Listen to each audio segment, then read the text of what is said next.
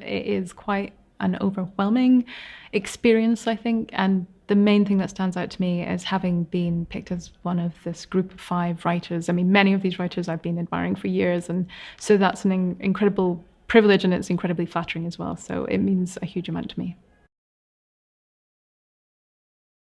Islands of Abandonment is a non-fiction book about the ecology and psychology of abandoned places. So that is about how the natural world reacts in the absence of people, how it regrows and regenerates, but it's also about how those abandoned places make us feel.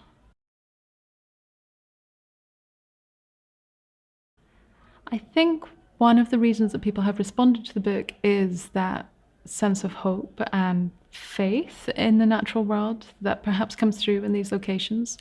I know that when I think about the environment, when I think about climate change and all the damage that's been done, it is overpowering. And I think to move on and to keep going every day, it is important for us to have that sense of hope and optimism.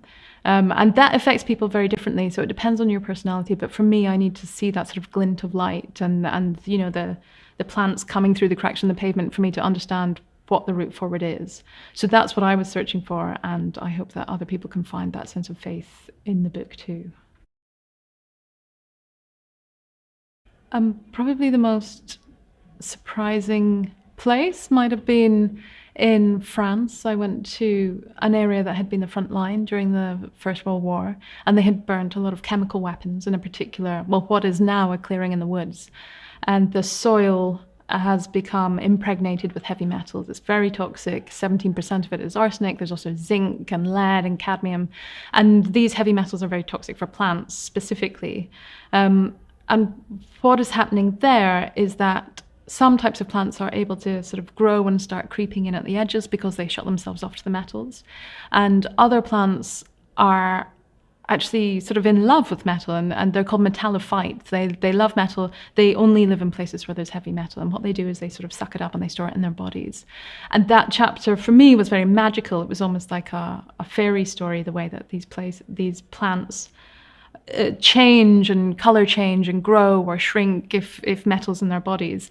And I just love that. They're you know, science can be dry when you write it down, the stats and so on, but actually what it describes is beautiful and magical. And what I was trying to get in is that sort of fairy tale sense or sensory information in that chapter. And I think that might have been the one I most enjoyed writing.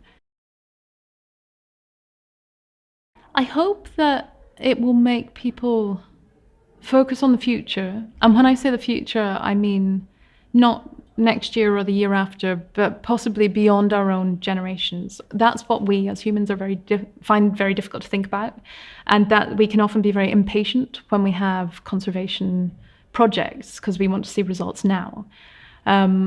But what we need to be thinking about is what are the results in 50 years and 100 years?